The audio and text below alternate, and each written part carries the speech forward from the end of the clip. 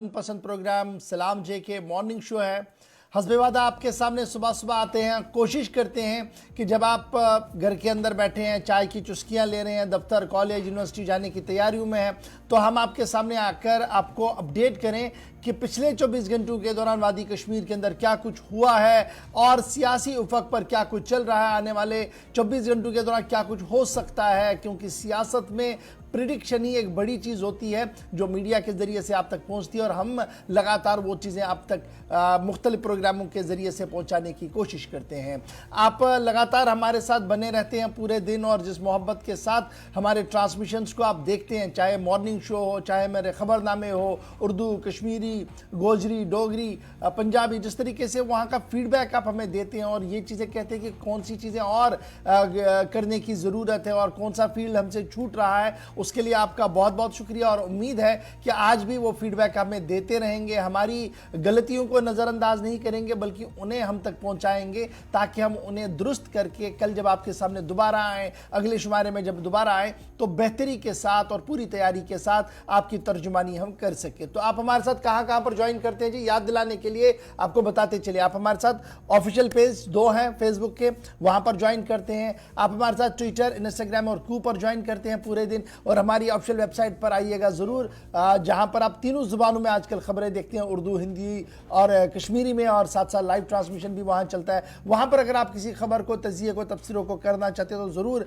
आप वहां से मेल कर सकते हैं, वहां पर अपलोड कर सकते हैं ताकि उन खबरों, तजियों को हम अपने प्रोग्रामों में जगह दे सकें। फिलहाल करते हैं प्रोग्राम का आगाज़, चूँकि मॉर्निंग शो है और पिछले कई वक्फे से हम ये कोशिश कर रहे हैं कि प्रोग्राम का आगाज़ याद माजी से किया जाए, यानी हिस्ट्री ऑफ द डे से किया जाए। और आज 14 तारीख है और माजी में 14 तारीख को हुआ क्या है बताएंगे मेरे साथी आसिफ रशीद, दिल्ली स्टूडियो में इस वक्त मेरे साथ मौजूद हैं। खुशामदीद, गुड मॉर्निंग, बहुत बहुत स्वागत, इस्तकबाल आप सभी का। प्रोग्राम सलाम जेके में 8:40 हो गए हैं। 10 बजे तक हमारा और आपका साथ रहने वाला है। तो आज हफ्ते का दिन है, यानी शनिचरवार है, और शनिचर के दिन खास बातें क्या है। 14 तारीख है जनवरी के साल 2023 के इस पहले महीने की, और तीसरे हफ्ते में हम दाखिल जब हुए हैं तो क्या खास है वो सबसे पहले आपके सामने रखते हैं। 1758 में इसी दिन यानी 14 जनवरी को ईस्ट इंडिया कंपनी को, इंग्लिस्तान के बादशाह ने भारत के अंदर जंग में जीती हुई जो जायदाद थी वो रखने का हक दिया। यानी 1758 के बाद यह हक ईस्ट इंडिया कंपनी को हासिल हुआ कि जंग में जीती हुई जितनी भी उसके पास असासे जाएंगे, जायदादें जाएंगी, वो खुद के पास रख सकती है। 1918 में फ्रांस के साबिक वज़ीर आज़म जोसेफ काल्स को गद्दारी के इल्जाम में गिरफ्तार किया गया। आज के दिन ये पेशरफ्त हुई। इसके अलावा 1950 में मोहम्मद सईद ने ईरान में हुकूमत कायम की, आज ही के दिन। साल 1760 में फ्रांसीसी जनरल लेली ने पुडुचेरी को अंग्रेजों के हवाले कर दिया, आज के दिन। यानी भारत का ये हिस्सा और जो मौजूदा वक्त में यूनियन टेरिटरी है, उस हिस्से को अंग्रेजों के हवाले आज के दिन किया गया था। 1992 में आज ही का वो दिन था जब इजराइल ने उर्दन के साथ मुज़ाकरात का आगाज किया, जो बहुत कम हुआ, तो कोई खास पेशरफ्त नहीं हुई, लेकिन शुरुआत एक 14 तारीख को 1992 में आज ही के दिन हुई थी। 1998 में पाकिस्तान में अफगानिस्तान कार्गो जहाज हादसे का शिकार हुआ। 50 लोगों ने इस हादसे में अपनी जान गंवाई, जिसमें 9 क्रू मेंबर्स थे। इसके अलावा 1982 में वज़ीर आज़म इंदिरा गांधी ने 20 निकाती प्रोग्राम का ऐलान आज के दिन किया, जिसमें कई बड़ी स्कीमें थी भारत के अंदर शहरियों के लिए। 1982 में आज के दिन ये ऐलान हुआ। 14 जनवरी 1989 को, आज से ठीक तकरीबन 34 वर्ष कबल, इलाहाबाद के अंदर 12 साल बाद मुनक्किद होने वाला कुंभ मेला दोबारा शुरू हुआ।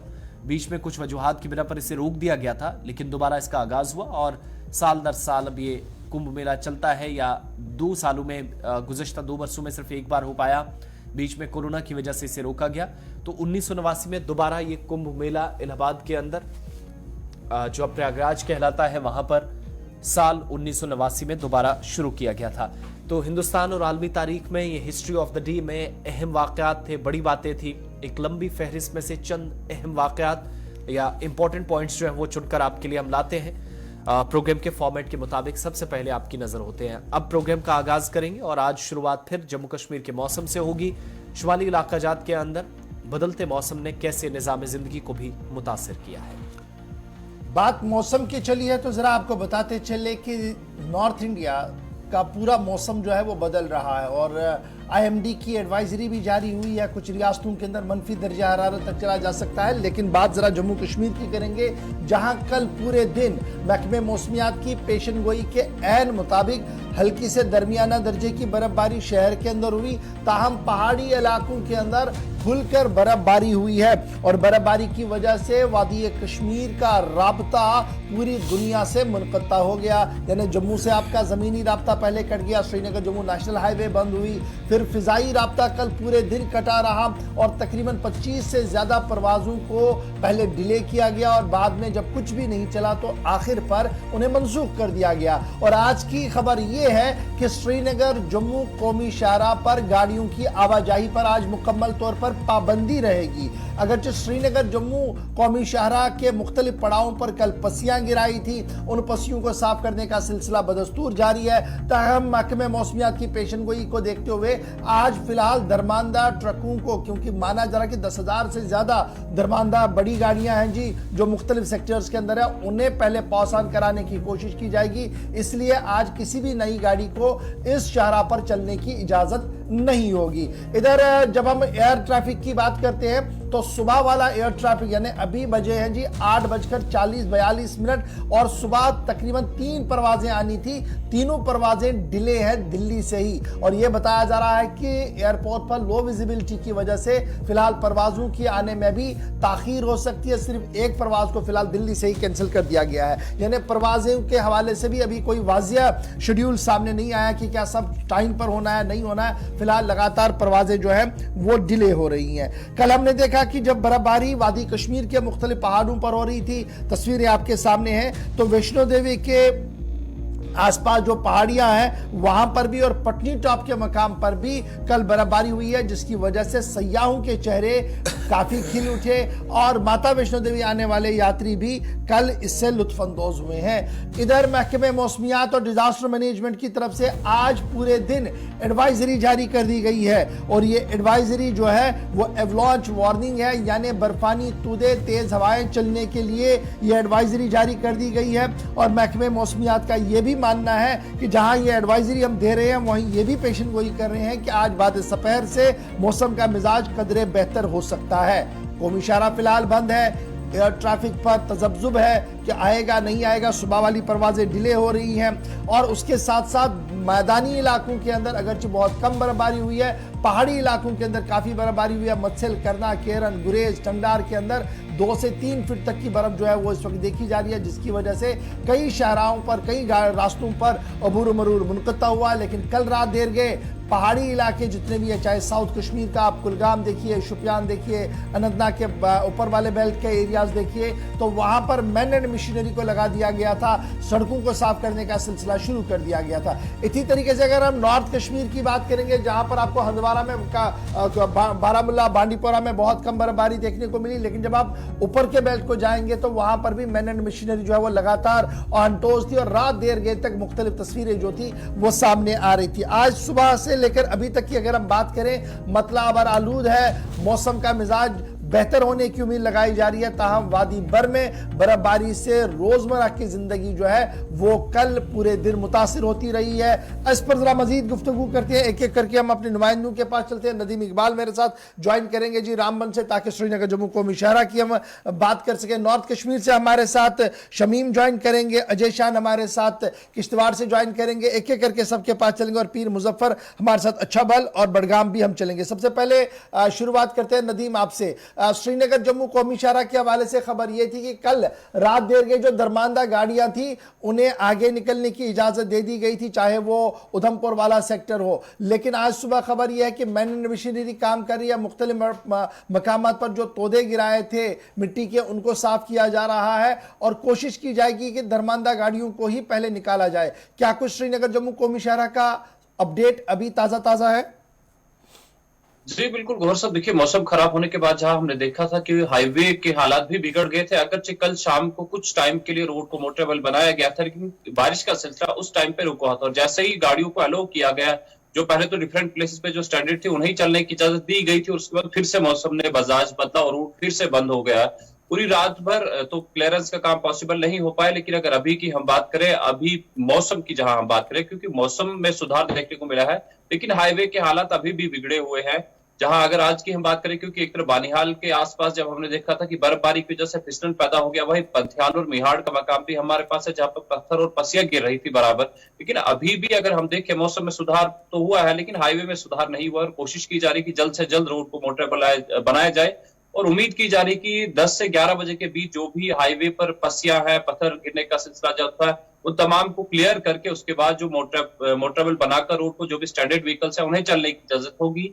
और जहां ट्रैफिक प्लान की हम बात करें, क्योंकि कल रात को ही ट्रैफिक प्लान जारी किया गया, तो ट्रैफिक प्लान के मुताबिक किसी भी नई गाड़ी को चलने की इजाजत नहीं होगी, उन्हीं गाड़ियों को चलने दिया जाएगा जो हाईवे पर स्टैंडर्ड है। लेकिन सवाल यह है, क्योंकि हमने देखा है कि जब मौसम खराब होता है और उसके बाद पसिया गिरने का सिलसिला भी हमें हाईवे पर देखने को मिलता है। अगर इस तरह का सिलसिला देखने को नहीं मिला, अगर पसिया नहीं गिरी, कहीं नए से शूटिंग स्टोन शुरू नहीं हुआ, तो उम्मीद है कि 10 से 11 बजे के बीच आज हाईवे को खोलकर जो भी दरमंदा गाड़ियां हैं उन्हें आगे बढ़ने की इजाजत दी जाएगी। जी गौर साहब। ठीक है जी। जी जी, अब नदीम एक चीज और भी बताइएगा, चूंकि नाशरी टनल के आसपास रात की इतलात के मुताबिक बड़ी तादाद में जो गाड़ियां हैं वो भी खड़ी हैं और दूसरी तरफ जो है जवाहर टनल से इस तरफ या जो नवयुग टनल है वहां से आने की इजाजत नहीं दी जा रही थी, चूंकि मौसम भी लगातार खराब है। प्रिडिक्शन ये है कि दोपहर थोड़ा लेट ही मौसम साफ हो सकता है, तो तवक्को ये की जाए कि मौसम साफ होने के साथ हाईवे ओपन होगा या फिलहाल शायद आज दिन के लिए मजीद इंतजार करना होगा, चूंकि अभी लेटेस्ट अपडेट का भी इंतजार ट्रैफिक हुकाम की तरफ से भी रहेगा। जी बिल्कुल, देखिए आसिफ, मैं आपको एक चीज बता दूं, क्योंकि गाड़ियां अगर हम देखें, चाहे वो नवयुग टनल हो हमारे पास या फिर चनैनी नासिर टनल हो, दोनों के पास में गाड़ियां तो खड़ी है। मौसम में सुधार देखने को मिला है, लेकिन आज की डेट की जहां हम बात करें, क्योंकि अगर रोड मोटरेबल होती भी है, जिस तरह से हमने कल देखा कि जब रोड मोटरेबल हुई तो स्टैंडर्ड व्हीकल्स को ही चलने की इजाजत दी गई और दोबारा से जब रोड बंद हुई तो वो गाड़ियां फिर से हाईवे पर ही दूसरी जगहों पर थोड़ा आगे बढ़ने के बाद लेकिन फिर से फंस गई है। तो अगर आज रोड मोटरेबल होती भी है, ये कहा जा रहा है कि 1-2 घंटे में रोड को क्लियर किया जाएगा और जैसे रोड मोटरेबल बनेगी तो आज नए फ्रेश ट्रैफिक को अलो नहीं किया जाएगा, शायद मुश्किल होगा। हम आप नदीम हमारे साथ रहिएगा, अजय शान भी हमारे साथ हैं, क्योंकि चिनाब वादी का जिक्र भी जरूरी है। इंतजामिया की तरफ से कल जब वार्निंग जारी की गई तो उस वार्निंग वाले 10 डिस्ट्रिक्ट्स में किश्तवाड़ का नाम भी था। क्या ताजा तरीन सूरत हाल है किश्तवाड़ जिले की, अजय? देखिए आसिफ, जो एवलांच की वार्निंग दी गई थी उसको लेकर लोकल एडमिनिस्ट्रेशन ने भी कहीं ना कहीं मैसेज फ्लैश कराए थे कि लोग बिना किसी काम के खराब मौसम के चलते घरों से बाहर ना निकले, क्योंकि जो मड़वा, वाड़वन, दक्षिण कुछ ऐसे इलाके हैं जो पहले से ही ग्लेशियर प्रोन रहे हैं। और जैसे कल हमने देखा था कि कल सुबह पिंजराड़ी इलाके में भी एवलांच आया था, हालांकि उसमें नुकसान नहीं हुआ था, लेकिन एहतियात बरतने की अपील बार बार की जा रही है। और सबसे बड़ी राहत की बात यह है कि कल रात को किश्तवाड़ टाउन में भी बर्फबारी हुई है, हालांकि हल्की बर्फबारी हुई है, लेकिन बर्फबारी जो है किश्तवाड़ टाउन में भी देखी गई है। जो एक राहत की खबर इसलिए है किश्तवाड़ के लिए, क्योंकि किश्तवाड़ में जितने भी बिजली, माफ कीजिएगा, पानी की सप्लाई लाइन्स हैं, जो भी स्कीम्स है, वो कहीं ना कहीं ग्लेशियर पर है और नेचुरल रिसोर्सेज पर है। और अगर बर्फ नहीं गिरती तो ये सारे ड्राई हो सकते थे और पानी की क्राइसिस हो सकती थी, तो जिस वजह से जो लोग हैं, आज हमने जैसे सोशल मीडिया पर देखा कि लोग एक दूसरे को मुबारकबाद देते हुए नजर आए हैं, क्योंकि जिस तरह से राहत लोगों को मिली है। हालांकि सर्दी है, जो प्रशासन से हमारी बात हुई है कि जहां पर बर्फ गिरी है उसके लिए जो मैकेनिकल डिवीजन है उसको एक्टिवेट कर दिया गया है और जो छोटे रास्ते हैं, लिंक रोड्स है, उनको क्लियर किया जा रहा है। जो नेशनल हाईवे की बात है वो अभी तक हमारे पास जो खबरें हैं स्मूथली चल रही है। हालांकि जो प्रिकॉशंस लेने की बात है, बार बार चाहे पुलिस एडमिनिस्ट्रेशन, सिविल एडमिनिस्ट्रेशन हो, उनकी तरफ से ये लोगों को कहा जा रहा है कि प्रिकॉशन लेकर ही आगे बढ़े और अगर जरूरी काम है तभी वो सफर करें। जी आसिफ, ये बड़ा इंपॉर्टेंट है जी। कल आप जब आप रिपोर्ट कर रहे थे, कल दिन में तो आपने कहा था कि एक बर्फानी पहाड़ जो है जी वो अपनी जगह से खिसक गया है, एवलांच जैसी सूरत हाल बनी हुई थी। वो क्या आज के दिन में क्या कुछ अपडेट है उसका? क्या वो बस्ती की ओर आया है, कहीं पर और चला गया है, क्या कुछ इसका लेटेस्ट अपडेट है?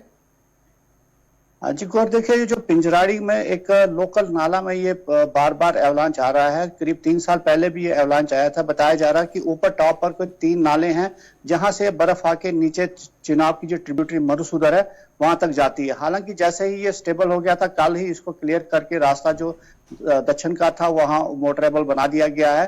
लेकिन जो चिनाब की ट्रिब्यूटरी वहां तक ये जरूर पहुंचा है, लेकिन कोई ब्लॉकेट नहीं है, कोई खतरे की बात नहीं है। जो अथॉरिटी से हमारी बात हुई, क्योंकि खदशा जाहिर किया जा रहा था कि अगर जो ग्लेशियर जो इतनी बर्फ है अगर ये मधुसूदन को ब्लॉक करती है, आगे फ्लड की सिचुएशन खड़ी हो सकती है। लेकिन फिलहाल वैसी कोई नौबत नहीं है, खाली जो बर्फ खिसी है, पहाड़ नहीं खिसका है, तो बर्फ के तोदे ही जो नीचे आए हैं फिसलकर, वही सिचुएशन थी। लेकिन आज वैसी कोई रिपोर्ट कहीं से नहीं है। बहुत शुक्रिया जी अजय हमारे साथ ज्वाइन करने के लिए। जब शमीम के पास चलेंगे नॉर्थ कश्मीर, क्योंकि नॉर्थ कश्मीर की जब मैं बात करता हूं तो मेरे पास जो अदाद शुमार आ रहे हैं वो ये है कि सबसे बड़ी बर्फबारी जो वहीं पर हुई है करना में 4 फीट से ज्यादा है।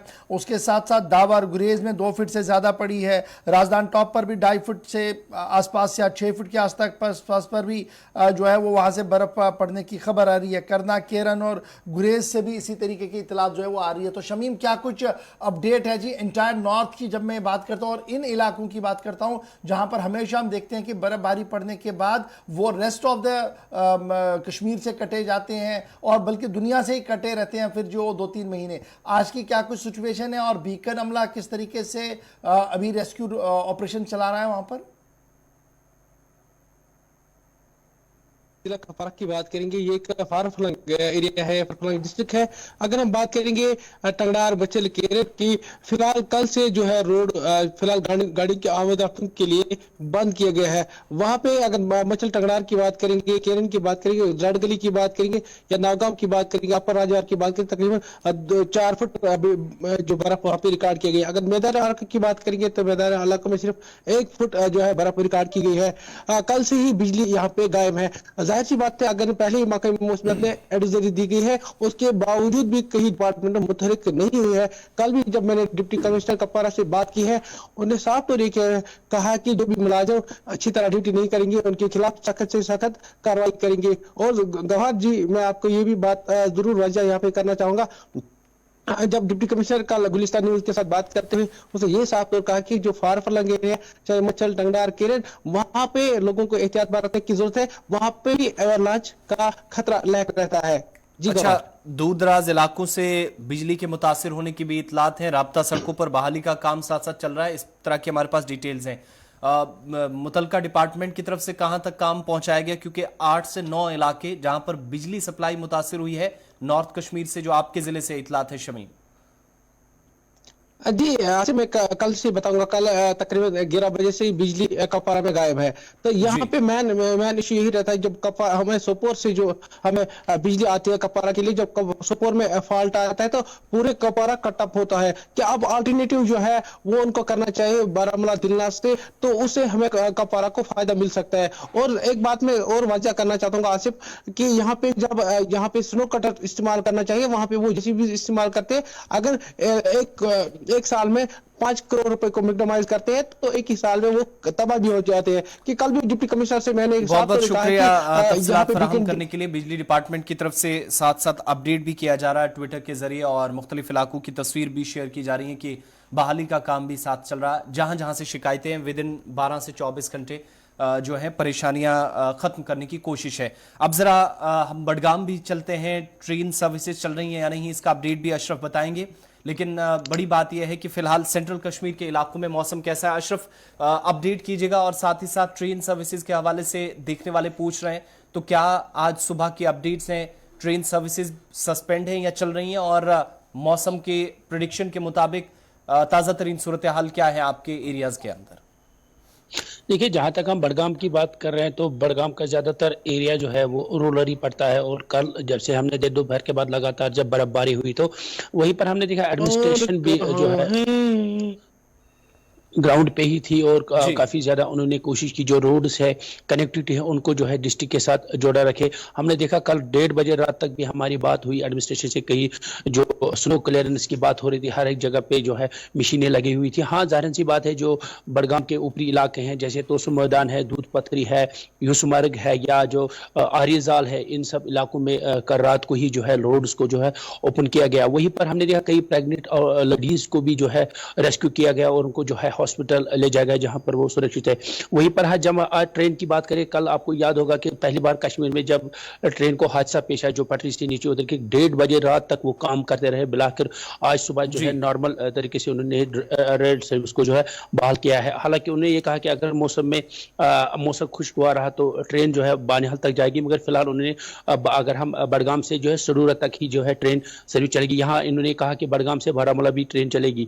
तो जाहिर सी बात है कल रात भर जो है उन्होंने काम किया और ट्रेन सर्विस को बहाल किया। वहीं हम बडगाम की जब मौसम की बात करते हैं, इस वक्त जो मौसम है काफी खुश लग रहा है और ऊपरी इलाकों में इस वक्त भी जो है हल्की फुल्की जो है बर्फबारी हो रही है। बहुत बहुत शुक्रिया बडगाम से तफसीलात फराहम करने के लिए मोहम्मद अशरफ डार। अब जरा साउथ कश्मीर भी चलते हैं, क्योंकि नॉर्थ के बाद साउथ के मुतअद्दिद इलाकों से सबसे ज्यादा बर्फ पड़ने की इतलात थी। पीर मुजफ्फर हमारे साथ हैं।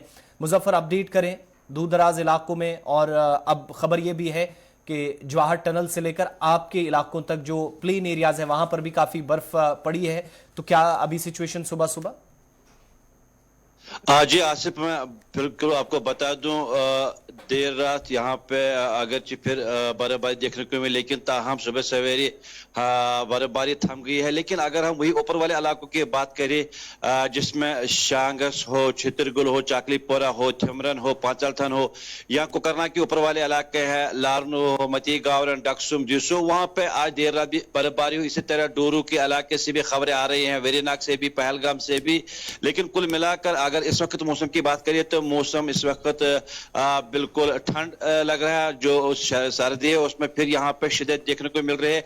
वही मैं आपको बता दूं, आज सुबह सवेरे लगभग 1:30 बजे एसडीएम कुकरनाग और तहसीलदार कुकरनाग पुलिस उन्होंने एक रेस्क्यू ऑपरेशन किया, जिसमें उन्होंने एक शख्स जो कि अमराज कल्ब में मुब्तला था, उसकी हालत मुतगैर हो गई थी, तो उनको रेस्क्यू किया मलंगपुरा हालपुरा कुकरनाग से। और आपने तस्वीर में खुद दिखाया भी कि वो कितनी कठिन रास्ते से उनको हॉस्पिटल पहुंचाया। कुल मिलाकर अगर हम रास्तों की बात करें, चाहे बड़े हाई शहर है या छोटे लिंक रोड्स है, चाहे वो R&B हो, चाहे वो हेल्थ डिपार्टमेंट हो, चाहे वो म्युनिसिपल कमेटी हो, और जहां जहां पर भी एडमिनिस्ट्रेशन ने लोगों की सहायता के लिए कंट्रोल रूम रखे थे 24/7, तो ताहम अभी तक किसी भी जगह से कोई ना खुशगवार वाकई कोई इतला नहीं मिला है। कुल मिलाकर वही अगर ऊपर वाले इलाकों की बात करिए, खासकर आपको पता है बारी बर्फबारी हो, वहां उसके कारण बिजली में कुछ खलल वहां पे देखने को मिली है,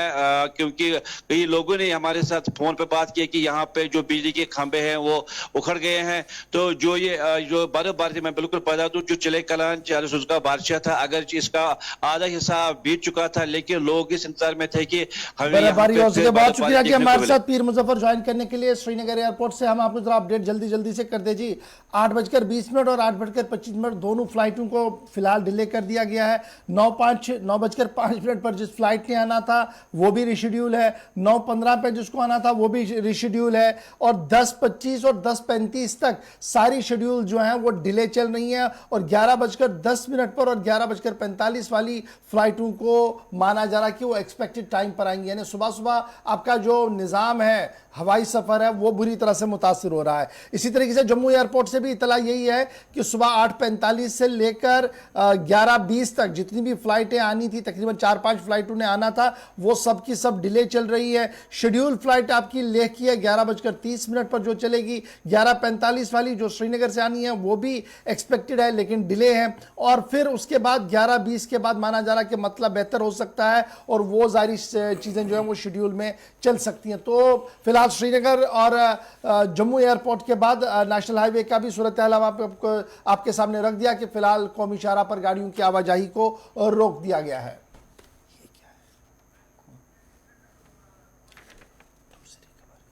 ये इस कंपनी को गांधरबल एडमिनिस्ट्रेशन ने बोला मुआवजा देने में, परसों नहीं मरे 2 एवलांच।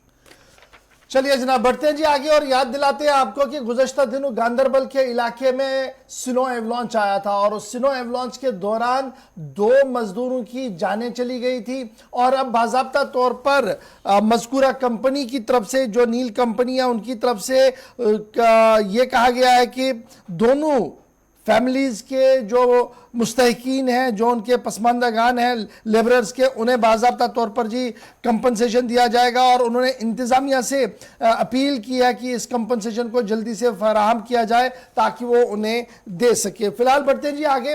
बात ज़रा अब मौसम के मिजाज के बाद इंतज़ामी अमूर चलाने वाले अफराद की करते हैं और इंतज़ामिया की करते हैं, क्योंकि इंतज़ामिया की बात रखना भी बहुत ज़्यादा ज़रूरी है। अब बात करते हैं उस ड्रीम प्रोजेक्ट की जिस प्रोजेक्ट को लेकर मरहूम वज़ीर आज़म इंदिरा गांधी के टेन्योर में खाका खींचा गया, उसके बाद वज़ीर आज़म बदलते रहे, प्रायोरिटियां आती रही, लेकिन वो ख्वाब शर्मंदा ताबीर 2023 तक भी नहीं हुआ है। और जिस तरीके की खबर आ रही है उसमें ये अंदाज़ा लगाना मुश्किल नहीं है कि शायद मज़ीद डिले भी इसमें हो सकता है।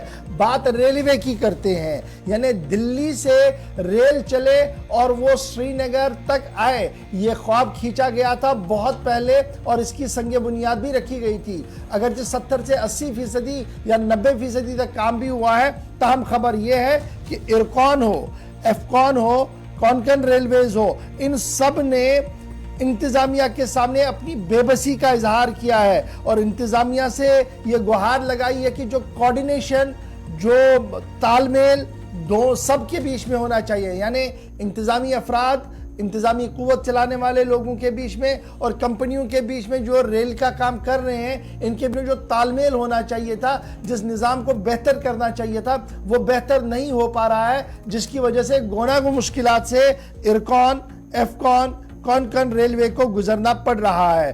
कटरा बानिहाल सेक्शन, जिसे आप USBRL सेक्शन भी कहते हैं, ये इस वक्त नॉर्दर्न रेलवे के हाथ में है और नॉर्दर्न रेलवे का भी ये मानना है कि बेहतर अंदाज में कोऑर्डिनेशन न होने की वजह से कई मुश्किलात से नबर्दा आजमा होना पड़ रहा है जी इन सभी को। और ये सारे मामले सूबाई कमिश्नर जम्मू की नोटिस में रखे गए, जिसके बाद खबर यह है कि सूबाई कमिश्नर ने रेलवे हुक्काम की बात को सुनने के बाद अपने मातहत अमले को, यानी डिप्टी कमिश्नर्स को, कंसर्न डिप्टी कमिश्नर्स को, जिनमें रामबन भी है, रियासी भी है और दीगर इदारा जात है, उन सबको हुक्मनामा जारी किया है कि इन सभी इश्यूज को जो रेलवेज की तरफ से सामने रखे गए और ये कंसर्न हेड ऑफ डिपार्टमेंट्स को एड्रेस करने से नहीं हो पाए, इनको एड्रेस करने के लिए हिकमत अमली को तरतीब दिया जाए। साथ ही ये भी कहा गया कि स्टेट पावर डेवलपमेंट कॉर्पोरेशन का मामला हो या फिर दीगर मामलात हो, जहां पर अभी भी लैतलैल से काम लिया जा रहा है,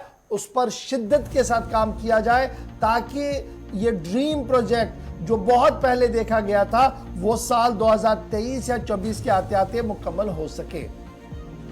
खबरें हम लगातार देख रहे थे, लेकिन अब जब फरियाद और गुहार खुद रेलवे की अथॉरिटीज उठाएं और इंतजामिया के सामने जाएं, तो आप समझ सकते हैं कि तालमेल का कितना फुकदान जम्मू कश्मीर के अंदर है। मजीद क्या कुछ कहा गया, सीधे श्रीनगर चलेंगे। हमारे साथ फैसल इकबाल ज्वाइन किए हुए हैं। फैसल, बहुत शुक्रिया जी ज्वाइन करने के लिए। फैसल रियाज, ये बताइएगा, इरकॉन, एफकॉन, कोंकण रेलवेज की तरफ से मुश्तरका तौर पर सूबाई कमिश्नर के सामने हाजिरी हुई और उन्होंने कहा कि जनाब आप हमें कह रहे हैं कि डेडलाइन को पूरा करें, लेकिन डेडलाइन पूरा करने से पहले आपका मातहत अमला जो है वो कोऑर्डिनेट नहीं कर रहा है। शिकायतों के पिटारे में क्या क्या था और अजाले के लिए सूबाई कमिश्नर साहब ने क्या हुक्मनामा जारी किया है?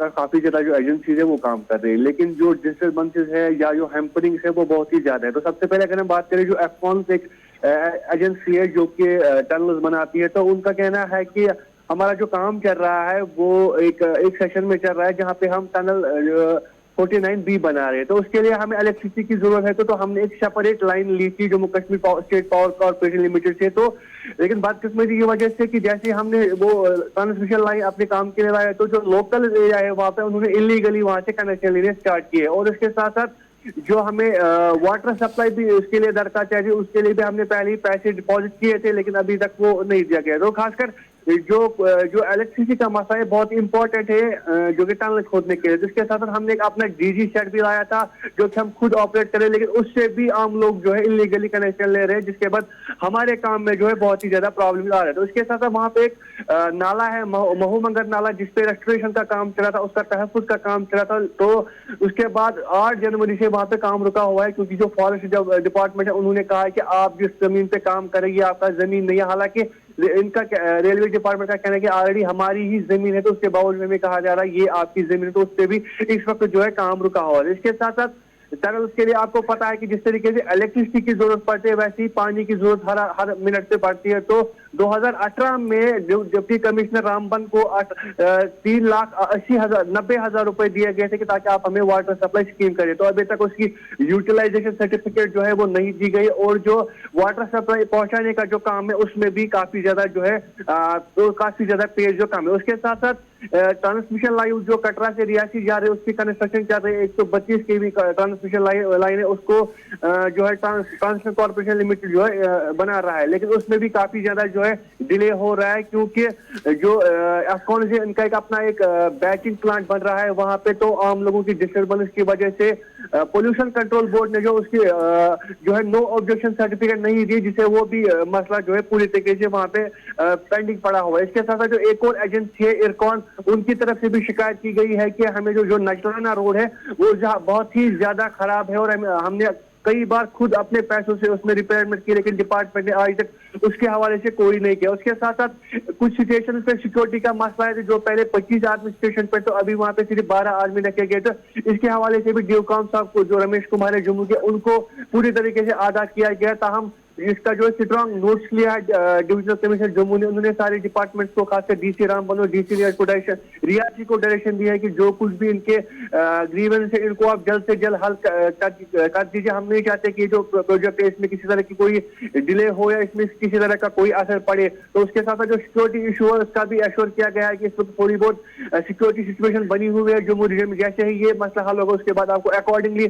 सिक्योरिटी भी दी जाएगी। और इसके साथ साथ जो जल शक्ति डिपार्टमेंट है और जेपीडीसीएल, उनको कहा गया है कि जो कुछ भी इलीगल कनेक्शन के हवाले से बातें सामने आ रही है इनको हल कीजिए। उसके साथ जो पानी का मसला आ रहा है। बहुत शुक्रिया जी फैसल हमारे साथ ज्वाइन करने के लिए। बात सीधी सी है जी, मोटी मोटी बात ये है कि रेलवे हुकाम ने फरियाद दी है, लगाई है जी सूबाई कमिश्नर के सामने जम्मू के अंदर, और जो बातें फैसल बता रहे थे कि उन्होंने कौन कौन से पॉइंट टू पॉइंट डिस्कस किया है, उस पर कहीं ना कहीं हामी भर ली है। सूबाई कमिश्नर ने कहा है कि ये इंतहाई हसास मामले हैं और इन पर उनके मातहत अमले, चाहे वो डीएम साहब हो या दीगर इदारे हों, वो काम ज़रूर करेंगे। लेटेस्ट होप सो ये काम जो है वो जल्दी जल्दी से आगे बढ़े। ये तो थी बात जनाब इरकॉन, इफकॉन और रेलवे के हवाले से, और हमारे उस ख्वाब को कितना वक्त और लग सकता है शर्मंद ताबीर होने में, आप इस बात से अंदाजा लगा चुके हैं कि अभी तालमेल में बहुत ज्यादा फर्क है और तालमेल अभी पूरी तरह से बैठा नहीं है।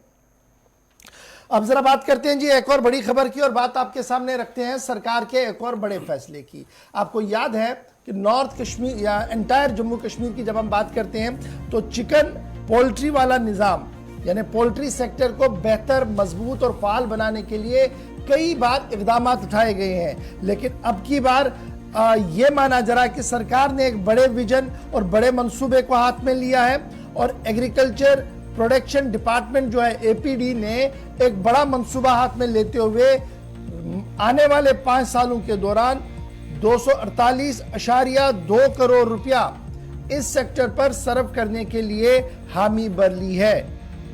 और इससे क्या होगा जी, सरकार का जो प्लान है उनका मानना है कि एक कि माल जो है, यानी ये सारा पोल्ट्री का निजाम जो है ये हमारा अपना होगा, साथ साथ इससे बेरोजगारों को रोजगार मिलेगा, और जो अभी तक बाहर से माल आ रहा था अब यहां से भी पड़ोसी रियासतों के लिए माल जा सकता है। एक हिकमत अमली को तरतीब देने की कोशिश की गई है। कुल मिलाकर 420 एंटरप्रेन्योर्स को अकोमोडेट करने की बात हो रही है, और 4250 लोगों के रोजगार को फराहम करने की बात हो रही है आने वाले 5 सालों के दौरान इस छोटे से सेक्टर के अंदर जो बज़ाहिर हमें नजर आ रहा है। लेकिन ये सेक्टर है बड़ा कितना, सरकार ने इस पर अब तवज्जो क्यों दी? साबिका हुकूमतों ने भी बजट्स में बड़ी बातें कही थी, उसमें लैतुलैल क्यों हुआ? और आज जो सरकार ने मंसूबा बनाया है ये कितना बेहतर है, और क्या ये रिफ्लेक्शन है उस बजट के हिस्से की जो निर्मला सीतारमन साहिबा करने जा रही है? एक बड़ा सवाल है। इसी सवाल को जानने की कोशिश करेंगे। सीधे श्रीनगर चलेंगे, हिलाल हमारे साथ है। हिलाल, जल्दी से जरा अपडेट कीजिएगा। लगातार हम देख रहे हैं कि सरकार कोशिश कर रही है कि छोटे छोटे एंटरप्रेन्योर्स खड़े हो, और फिर ये जो हमारा सेक्टर है, पोल्ट्री वाला सेक्टर है, एक बड़ा सेक्टर है, बहुत सारे लोग इसके साथ जुड़े हुए हैं, बहुत सारे लोग इसका कारोबार भी करते हैं, बाहर से भी चीज़ें मंगवाते हैं। अब जो सरकार का खाका है, इस खाके में क्या क्या है, किस तरीके का रंग है, और अगर इसको इम्प्लीमेंट करना है क्या हमें 5 साल का इंतजार करना होगा, और क्या ये अक्कासी है उस बजट की जो साल 2023-24 के हवाले से पेश होना है? देखिए, पहले तो कश्मीर वादी जम्मू के मुकाबले में जब हम देखते हैं या पूरे मुल्क के मुकाबले में देखते हैं तो कश्मीर के अंदर जो मीट है इसका कंजप्शन बहुत ज्यादा है, पर्टिकुलरली जो व्हाइट मीट है। दूसरा, जो रेट्स जम्मू कश्मीर के अंदर मीट के अंदर बढ़ रहे हैं, रेड मीट के अंदर बढ़ रहे हैं, उसके मुकाबले में चिकन का कंजप्शन होना, और उसके बाद जो आबादी यहां पर रह रही है वो अपने बजट पर भी ज्यादा बोझ नहीं डालना चाहते हैं, और इस तरह से व्हाइट मीट का कंजप्शन वादी कश्मीर के अंदर बहुत ज्यादा है। इस चीज को मद्देनजर रखते हुए हम जम्मू कश्मीर के अंदर ज्यादातर देखते हैं कि यहां पर जो ब्रॉयलर्स हैं वो ज्यादा इंपोर्ट हो रहे हैं। हमारा यहां प्रोडक्शन बहुत कम है। प्रोडक्शन कम क्यों है, उसके कई सारे वजूहात है। क्योंकि जब बाहर से यही ब्रॉयलर माल आता है तो उसके बाद अगर मौसम ठीक रहता है तो फिर यहाँ के जो पोल्ट्री फार्मर्स हैं उनका सर्वाइवल बहुत मुश्किल हो जाता है, क्योंकि वो रेट टू रेट मिलता है, बाहर से भी उसी रेट में मिलता है और यहाँ भी यहाँ का प्रोडक्शन भी उसी रेट के आसपास तैयार हो जाता है। अब जम्मू कश्मीर सरकार का यह फोकस है कि वो यहाँ की लोकल जो पोल्ट्री है उसको बूस्ट करे, और बूस्ट करने के लिए क्या कुछ करना होगा उन सारी मदों को, उन सारी चीजों पर सरकार की इस पॉलिसी के अंदर नजर है। 3 सेक्टर जो है वो पोल्ट्री के साथ डायरेक्टली या इनडायरेक्टली एसोसिएटेड है। एक, ब्रॉयलर चिकन। नंबर 2, उनकी फीडिंग, जो आप फीड उनको देते हैं, कश्मीर के अंदर इसकी यूनिट्स बहुत कम है या ना होने के बराबर है। नंबर 3, जो अंडे हम देख रहे हैं, यहां पर अंडों का भी बहुत ज्यादा कंजप्शन है, तो इस वजह से उस प्रोडक्शन को भी बढ़ाने के लिए सरकार ने इस पॉलिसी में गुंजाइश रखी है, और इस जो 248 करोड़ रुपए की जो बजट आपने बताया है इसमें इन सारी चीजों को नजर में रखा गया है। तो इस तरह से सरकार ने नेक्स्ट 5 साल का जो मंसूबा पोल्ट्री पर मरकूज किया है वो बहुत अहमियत का हामिल है, और अगर यहां फीड तैयार हो जाती है और उसके बाद Jammu Kashmir state self reliance बनती है और उससे यूपी, बिहार और उसके साथ साथ हरियाणा पर मुनहसर नहीं रखा जाता है, तो उससे क्या हो जाएगा कि ब्रॉयलर की प्रोडक्शन बढ़ जाएगी और यहाँ के लोकल ब्रॉयलर की डिमांड भी बढ़ जाएगी। जब डिमांड बढ़ जाएगी तो उससे यहाँ पर एंटरप्रेन्योरशिप जो है खड़ा हो जाएगी, न सिर्फ चिकन ब्रॉयलर में बल्कि अंडों की प्रोडक्शन में भी और फीड की प्रोडक्शन में फिर वास्ट यहाँ पर गुंजाइश है रोजगार की, जो सरकार का असल हदफ है कि जम्मू कश्मीर के लोगों को ये रोजगार फराहम किया जाए। अच्छा, ये जो सरकार का मंसूबा है कि 248.2 करोड़ रुपया हम जी इन्फ्यूज करेंगे, इसमें सरमायाकारी करेंगे ताकि ये सनत जो है वो रिवाइव हो सके, डेट मीन्स अप्रॉक्सीमेटली 50 करोड़ के आसपास हर साल इस पर सर्फ होगा। लेकिन थोड़ा सा जब हम पीछे चलते हैं तो मुझे याद है कि जब असेंबलियां हुआ करती थी जम्मू कश्मीर स्टेट की, हसीब द्राबू साहब ने भी लास्ट बजट पेश किया था, तो उसमें भी इस बात का फोकस किया गया था कि जब चूज़े हैं जी जो हम इंपोर्ट करते हैं, छोटे चूज़े, उनको किस तरीके से स्टेट सब्सिडी देगी ताकि लोग अपने ला सकें। फिर उससे पहले मुझे याद है कि अब्दुर्रहीम रातर साहब ने बजट एक पेश की थी, तो उसमें भी इस सेक्टर पर खुसूसी तवज्जो दी गई थी और इसके साथ साथ जो शीप ब्रीड है उसको बढ़ाने की भी बात कही गई थी। लेकिन ग्राउंड जीरो की कहानी यह है कि शायद जितना काम इस पर शिद्दत के साथ होना चाहिए था, क्योंकि कंजप्शन हमारी है, मार्केट हमारा है, और अगर इस पर काम होगा तो बेरोजगारों को रोजगार भी मिलेगा और स्टेट को भी पैसा इसमें मिलेगा टैक्स के जरिए से, उस पर उतनी शिद्दत नहीं दिख रही है न माजी में और ना ही आज उतनी शिद्दत के साथ इस प्रोग्राम में कोई मजीद बात कही गई है। बिल्कुल गौहर, इससे पहले जो सरकार यहाँ पर थी इसमें कोई शक नहीं है कि उनकी भी प्रायोरिटी यहाँ पर ब्रॉयलर चिकन को तैयार करने या पोल्ट्री फार्मर्स को तैयार करने के लिए था। लेकिन इस वाली पॉलिसी में एक चीज मुझे मुनफरिद लगी, वो ये है कि इस चिकन ब्रॉयलर की प्रोडक्शन के साथ जो एलाइड सेक्टर्स हैं जिसमें फीडिंग है और एग हैचरीज है वो बड़ा अहम है, जो इसके साथ इस बारी नई क्रिएट की गई है। जो डिपेंडेंसी है वो टोटल लोकल रखी गई है, क्योंकि यहाँ पर जो फीड आपने तैयार करनी है उसके लिए जो मक्की चाहिए उसकी प्रोडक्शन के लिए भी उसकी पैदावार लोकली इसको तैयार किया जाए, उस पर भी सरकार का इस वक्त फोकस है। अगर ये सारी चीजें ऑनलाइन हो जाती है, ये सारी चीजें वक्त पर हो जाती है, तो मुझे लगता है कि इस बार यहां इस पोल्ट्री सिस्टम को, इस पोल्ट्री पैदावार को बूस्ट करने में कोई रोक नहीं सकता है। लेकिन शर्त यह है कि जिस नवीयत से और जिस अंदाज से सरकार ने इस पॉलिसी को मुरतब किया है, ठीक उसी तरह से इसको इंप्लीमेंट भी किया जाए, क्योंकि इसमें जो डिपेंडेंसी है वो टोटल लोकल रखी गई है। इसमें बाहर पर हमें मुनासिर नहीं रहना है, या हमें जम्मू श्रीनगर कौमी शाहरा पर मुनासिर नहीं रहना है। यहां आपने टोटली लोकली सब कुछ प्रोडक्शन होगा, यानी जो एक ब्रॉयलर को खाना है उसके खाने से लेकर अंडे तक जो सारा प्रोसेस वो होगा जम्मू कश्मीर के वो अंदर सारा चीजें लोकली डिपेंड होगा, हो, इसके और लिए इस एक वजह से मंसूबा ये जिस एक के लिए तैयारी हुई है। और बहुत बहुत शुक्रिया अलग हिलाल पॉलिसी। तफसीलात फराहम करने के लिए, श्रीनगर से हमारे साथ रहने के लिए। यानी इस मंसूबे के 2-3 मकासद हैं। एक इंतजाम मानती है कमोबेश 4000 के आसपास मुलाजमतें पैदा करनी है, एक ये मंसूबे का मकसद। दूसरा, मजमूई पैदावार 1982 करोड़ रुपए तक जो सालाना पहुंचेंगी, 50 करोड़ के आसपास खर्च होगा। और जो ADP है यानी एग्रीकल्चर प्रोडक्शन डिपार्टमेंट, जो हम इस वक्त डिपेंड हैं बाहर से, जो पोल्ट्री, अंडे, चिक्स, बाकी सारी चीजें आती हैं, वो जम्मू कश्मीर के अंदर मकामी सतह पर इसकी पैदावार में इजाफा हो, बेहतर हो और मजमूई पैदावार पिछले सालों के मुकाबले बढ़े, उस पर मजीद पैसा खर्च किया जाएगा सरकार की तरफ से। इसके लिए सरकार की तरफ से इस प्रोजेक्ट को अब जो है वो मंजूरी देकर काम शुरू करने की बात कही गई है। आगे बढ़ते हैं, बात अब जरा मरकज के ज़ेर इंतजाम लद्दाख की करते हैं, जहां पर सियासी सरगर्मियां तो चल रही थी, लेकिन इन सब के बीच में कांग्रेस को एक झटका लगा है, क्योंकि लेह जिले के अंदर कांग्रेस के जो यूथ सदर हैं उनके खिलाफ एक मुकदमा दर्ज किया गया है। इल्जामात काफी संगीन है कि इलेक्शन में जाली जो पैदाइशी सर्टिफिकेट देनी होती है, जब डॉक्यूमेंट्स अपने जमा करवाने होते हैं, जब आप अप्लाई करते हैं नॉमिनेशन के लिए सारी चीजें, तो वहां एप्लीकेशन जो जब आप दस्तावेजात मुकम्मल करते हैं तो उसमें डेट ऑफ बर्थ सर्टिफिकेट जो है वो जरूरी होती है। लेकिन उनकी तरफ से जो डेट ऑफ बर्थ दी गई उसमें यह इल्जाम है कि वो जाली पैदाइशी सर्टिफिकेट जमा करा गए।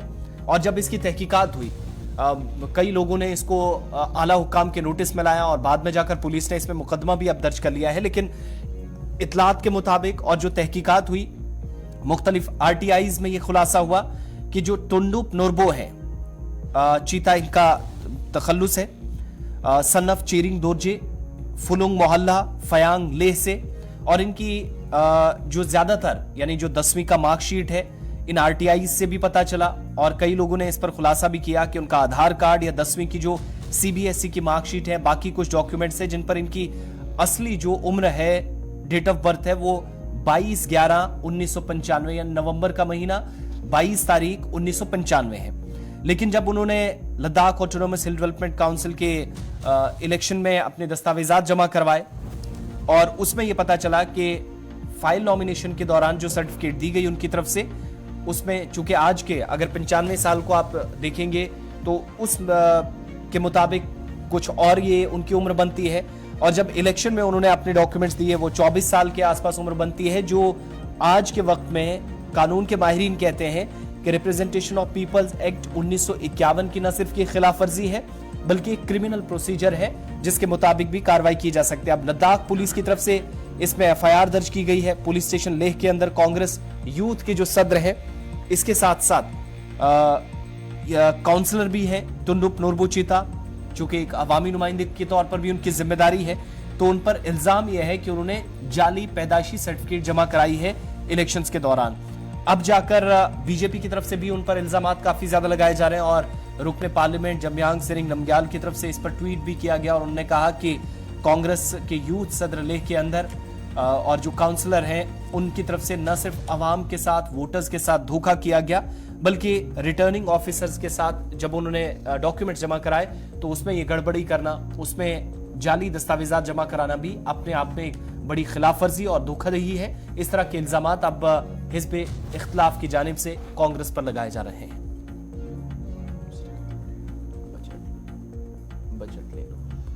चलिए जनाब, कांग्रेस के बाद जरा बात अब एक और अहम बड़ी खबर की ओर करते हैं, क्योंकि पार्लिमानी अमूर के वजीर की तरफ से कल एक अहम ऐलान किया गया और पार्लिमानी अमूर की वजीर ने कल इस बात का इंकिशाफ किया कि अब बाज़ाब्ता तौर पर बजट इजलास होगा, यानी मुल्क के अंदर बजट पेश किया जाएगा और उस सिलसिले में बजट के हवाले से तारीखों का ऐलान कर दिया गया है। बजट इजलास 31 जनवरी को शुरू होगा, रवा महीने की 31 तारीख को बजट इजलास शुरू होगा और निर्मला सीतारमण मोहतरमा वजीर खजाना जो है वो 1 फरवरी को मुल्क का आम बजट ऐवान के अंदर पेश करने जा रही है। वजीर खजाना 1 फरवरी को अपना बजट पेश करेगी और उसके साथ साथ ये बजट जो है यानी ये 2 मराहिल पर चलेगा, पहला मरहला और दूसरा मरहला। पहला मरहला बजट का जो होगा वो 14 फरवरी को इख्तिताम पजीर होगा। 1 फरवरी को बजट पेश होगा, 14 फरवरी को ये पहला बजट का मरहला जो है वो मुकम्मल होगा।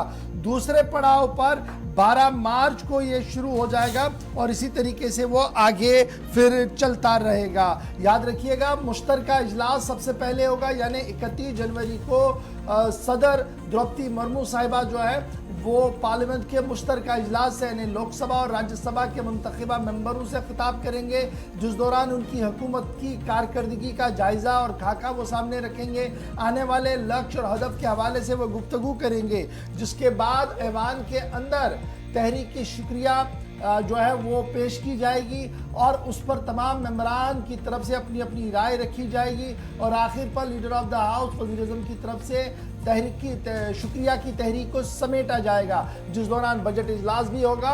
और इस बजट इजलास के बीच खबर यह है कि पार्लियामेंट के उसी सेशन के दौरान जो जनवरी 31 को शुरू होगा, जम्मू कश्मीर के लिए अलग से बजट पेश किया जाएगा और इसकी मंजूरी के लिए सबसे पहले दाखिला वजारत वज़ीर आज़म दफ्तर के साथ भी राब्ते में दाखिला वजारत इस वक्त है, क्योंकि दाखिला वजारत बराह रास्त जम्मू कश्मीर के मामलात को देख रही है और जम्मू कश्मीर के अंदर चीफ सेक्रेटरी ने खुद इस पूरे मामले को अपने हाथ में ले लिया है और पिछले कई दिनों से लगातार मीटिंग्स का सिलसिला जारी है और माना जा रहा है कि इस बार भी बजट इजलास के दौरान जम्मू कश्मीर का अलहदा तौर पर बजट जो है वो सामने रखा जाएगा। ताहम क्या मरकजी बजट के साथ ही ज़िमनी के तौर पर इसको रखा जाएगा या कि कुछ देर या दूसरे पड़ाव पर यानी जब मार्च में दूसरा सेशन इख्तिताम पजीर होगा उस वाले सेशन में इसको दोबारा रखा जाएगा, उस पर थोड़ा सा इंतज़ार हमें करना होगा। फिलहाल बजट के हवाले से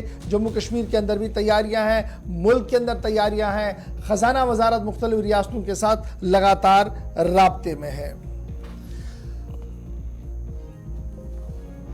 वजारत खजाना और बजट इजलास के बाद जरा बात जम्मू कश्मीर की करते हैं, जहां पर आए दिन हादसात होते हैं और आज के जब हम बात हादसात की करेंगे तो बात करेंगे बिजली की करंट लगने से अमवात के हवाले से और बिजली की करंट लगने से जख्मी होने वाले अफराद के हवाले से, और इसमें मुलाजमीन भी है और गैर मुलाजमीन भी है। और याद रखिएगा कि जब इस खबर को हम रख रहे हैं तो आपने साल 2022 को भी याद रखना होगा, जब उस वक्त के कमिश्नर सेक्रेटरी ने एक प्रेस कॉन्फ्रेंस करते हुए श्रीनगर के अंदर जब उनसे यह पूछा गया था कि लगातार हादसात हो रहे हैं, लाइनमैन जो हैं वो मुश्किल तरीन हालात में काम कर रहे हैं, स्पेशली विंटर्स के अंदर इस तरीके के सबसे ज़्यादा हादसात होते हैं, तो उस पर उन्होंने कहा था कि सरकार ने एक मुनज़्ज़म पॉलिसी बनाई है, जिस पॉलिसी के तहत लेटेस्ट गैजेट्स इक्विपमेंट्स अब फील्ड वर्करों को दिया जाएगा और उसके साथ साथ इंश्योरेंस कवर और दीगर चीज़ों के दायरे में भी उसको लाया जाएगा।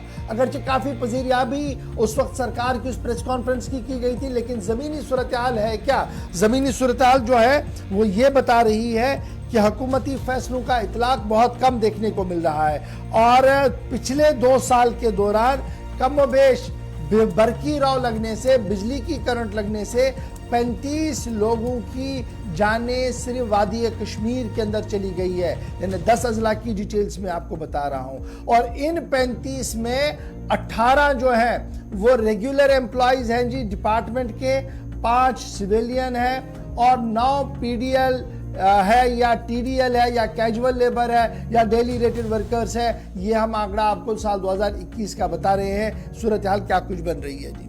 और जब आप इसको और खंगाल कर देखते हैं तो सरकार ने कुछ गैजेट्स इक्विपमेंट जरूर लाए हैं जो फोरफ्रंट पर काम करने वाले लोगों को दिए गए हैं, लेकिन जब आप इसको ग्राउंड जीरो पर खंगालते हैं, गांव देहात के लाइनमैन की बात करते हैं, गांव देहात के पीडीएल और दीगर लोगों की बात करते हैं, तो वो आज भी रिवायती लकड़ी की वो बड़ी लाइन उसके साथ साथ एक प्लायर लेकर काम करते हैं, जिसकी वजह से कई बार वो झुलस चुके हैं, अपनी जिंदगियों से हाथ धो बैठे हैं या बुरी तरह से मजरूब हुए हैं। मारे जाने वाले लोगों के लिए सरकार का ये मानना है कि 25 इलेक्ट्रिकल इंसिडेंट्स जो हुए, एक्सीडेंट जो हुए हैं साल 2022 में, उनमें 8 लोगों को इंजरियां भी हुई हैं। उनमें 2 रेगुलर एम्प्लॉयज है, 5 पीडीएल, टीडीएल, सीएलओ, डीआर है, 1 सिविलियन है। ये सरकारी तौर पर डॉक्यूमेंट्स के अंदर लिखा गया है। ताहम जो लोग मारे गए, 7 लोग जो डिपार्टमेंट के मारे गए हैं, उनका एक्सग्रेशिया रिलीफ दे दिया गया है, रिकमेंडेशन चली गई हैं और बाकी ईमानदार लोगों के लिए भी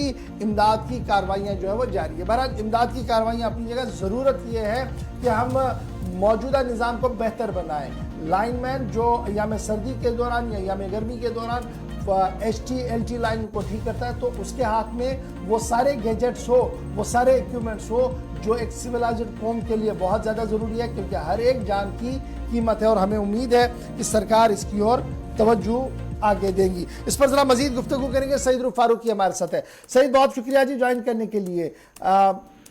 मौजूदा निज़ाम के अंदर जो सूरत हाल है और अब ज़्यादा ख़तरा बन रहा है क्योंकि बर्फ़बारी का सिलसिला है, लाइनें टूटी रहती हैं, उनका दिन में रात में उनकी वो रिपेयर के लिए 24/7 लोग जो है वो काम करते हैं, लेकिन जो सोशल जिम्मेदारी थी सरकार की, एक रिस्पॉन्सिबिलिटी जो सरकार की थी कि मातहत अमले की ज़िंदगियां बचे, क्या उस पर ज़मीनी सूरत हाल में कोई तब्दीली आपको नज़र आ रही है? क्योंकि मुझे याद है कि साबिका कमिश्नर साहब जो इन दिनों दिल्ली के अंदर है, एक प्रेस कॉन्फ्रेंस उन्होंने की थी और बहुत बड़े वादे उन्होंने किए थे कि गैजेट्स और इक्विपमेंट्स दिए गए हैं, दिए जा रहे हैं ताकि इस तरीके की बरकी रौ से उनकी मौतें ना हो।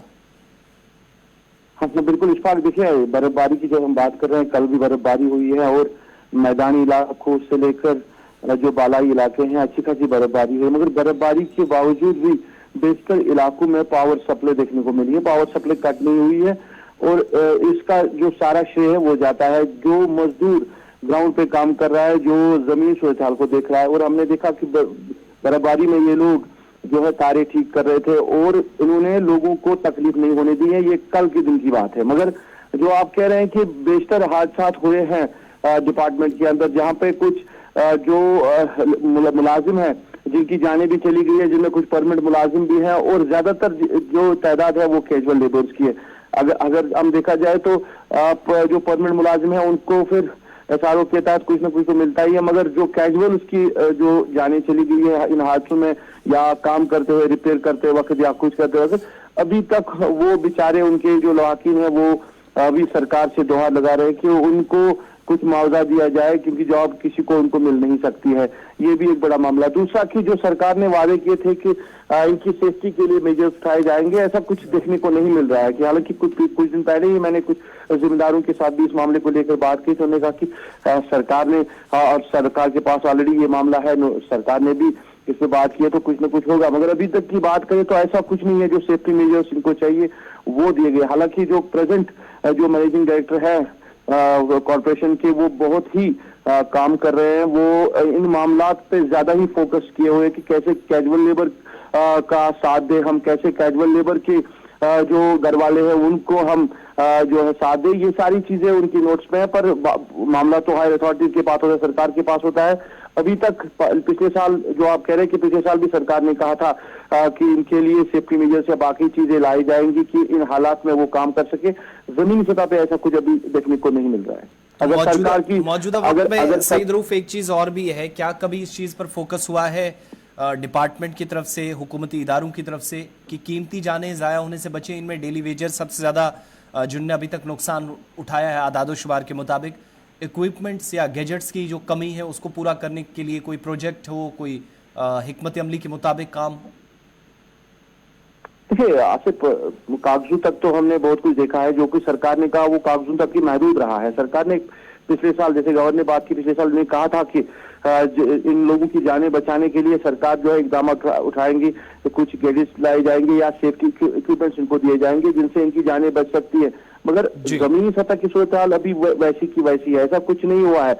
आज अगर सरकार को श्रेय जाता है, अगर आज कहीं ना कहीं लोग सरकार की शाबाशी करते हैं कि बर्फबारी में सरकार ने पावर सप्लाई लोगों को दी है, पावर सप्लाई कट नहीं हुई है, तो उसका बड़ा क्रेडिट जो है इन्हीं कैजुअल लेबर्स को जाता है जो मुलाजिम ग्राउंड पे काम कर रहे हैं। मगर इनके लिए सरकार को जो कुछ रोल निभाना चाहिए था वो रोल अभी सरकार नहीं निभा रही है, इनसे काफी दूर है। क्योंकि आज ये काम कर रहे हैं, कल ये एहतजाज पे भी होंगे, आज ये काम कर रहे हैं, आज ये अपनी डिमांड को लेकर भी सरकार के पास जाते हैं, मगर डिमांडें अभी पूरी नहीं हुई है। और जिन लोगों की जानें चली गई है, खासकर कैजुअल लेबर्स की, उनकी फैमिली किन हालात में है ये सरकार को भी पता है, और सरकार ने उनके लिए क्या कुछ किया है ये सरकार भी जानती है। बहुत बहुत शुक्रिया तफसीलात फराहम करने के लिए। तो ये बिजली के हवाले से बात थी, लेकिन अब बात ज़रा महकमा सेहत की भी करते हैं और महकमा फूड की जानिब से भी जो कार्रवाइयाँ माजी में करीब में की गई हैं उनके आदाद शुमार भी कुछ हमारे पास हैं। जम्मू कश्मीर के अंदर ड्रग्स के हवाले से या जो गैर मयारी अद्वियात का इस्तेमाल करने की मुख्तलिफ इलाकों से बात आती रही सामने, उस पर कार्रवाई जम्मू कश्मीर के अंदर की गई है और अब तक यूटी के अंदर जो कंसर्न अथॉरिटीज़ की तरफ से काम किया गया है, यानी 1.5 दर्जन के आसपास 17 ऐसी अद्वियात हैं जिनको गैर मयारी करार दिया गया। साल 2022 और 23 के दरमियान ये कार्रवाइयां इंतजामिया की तरफ से की गई हैं। एक तो महकमा food and drug control organisation की तरफ से माली साल 2022 और 23 में कश्मीर सूबे के मुख्तलिफ एक तो निजी और सरकारी अस्पतालों से जो सैंपल्स लिए गए, उनसे पता चला कि 17 अद्वियात ऐसी हैं जो गैर मयारी है। यानी सैंपल्स लेने के बाद जांच हुई, तहकीकात हुई, पता चला कि ये ठीक नहीं है, तो इनके बाद इनको गैर मयारी करार दिया गया। इनके इस्तेमाल पर पाबंदी भी आयद कर दी गई कंसर्न अथॉरिटीज की तरफ से। सितंबर 2022 तक 17 अद्वियात को गैर मयारी करार दिया गया। यानी पिछले साल 2022 के सितंबर महीने, ये पहले 8-9 महीनों तक जो कार्रवाई हुई 2022 में, जिनमें Jammu Kashmir medical supply corporation की तरफ से सप्लाई की गई कुल मिलाकर 2 अद्वियात हैं जिनको गैर मयारी न सिर्फ करार दिया गया बल्कि इन पर पाबंदी आयद की गई। दीगर 15 अद्वियात भी मुख्तलिफ रियासतों से जम्मू कश्मीर के अंदर जो पहुंची, और कई कंपनियां जो हिंदुस्तान के अंदर ही दवा तैयार करती हैं या खुद बनाती हैं, हिंदुस्तान के अंदर मैन्युफैक्चर होती हैं, उन अद्वियात को जम्मू कश्मीर पहुंचते पहुंचते सेहत के लिए सही नहीं करार देते हुए, यानी गैर मयारी करार देते हुए इन पर पाबंदी भी आयद की गई। इनमें बहुत सारी ऐसी हैं अद्वियात हैं जिनके नाम भी एक लंबी फहरिस्त हमारे सामने है, लेकिन बड़ी बात यह है कि इनमें सबसे ज्यादा ऐसी टैबलेट्स जिनका यूनियन टेरिटरी के मुख्तलिफ इलाकों के अंदर इस्तेमाल किया गया, और जो ऑफिशियल आदादो शुमार है वो बताते हैं कि कश्मीर सूबे के सरकारी और जो निजी अस्पताल है वहां से भी इन टैबलेट्स को रेकमेंड किया जा रहा था पेशेंट्स को, या फिर ये अद्वियात साल 2022 और 23 के इस माली साल के दौरान इस्तेमाल करने के लिए मरीजों को कहा जा रहा था, तीमारदार खरीद रहे थे। लेकिन गुज़श्ता साल महकमा फूड और ड्रग कंट्रोल ऑर्गेनाइजेशन ने 68 अद्वियात को गैर मयारी करार दिया था।